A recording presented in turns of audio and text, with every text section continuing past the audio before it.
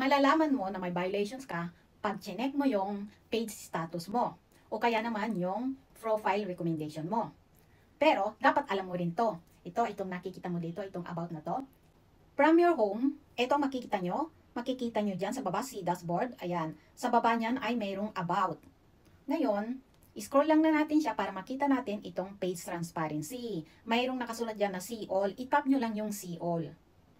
Yan, pag natap nyo na yung see all, dito na kayo mapupunta. Diyan sa pinakababa, makikita nyo yung go to add library. Ngayon, itap natin itong go to library para makita natin ang full details. Pag natap nyo na yan, ay dito na kayo mapupunta. So, ayan, nandito na kayo, makikita nyo dyan sa baba, no? System status. Kailangan naka-green yan. Para malaman natin ang buong details, itatap lang natin itong system status.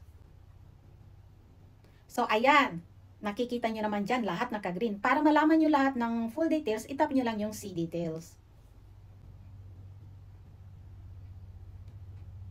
So, ayan, makikita nyo na dito yung lahat ng details. Ayan, di ba? Naka-green lahat. Ganyan lang po kadaling mag-check. Sana nakatulong. Follow for more. Bye-bye!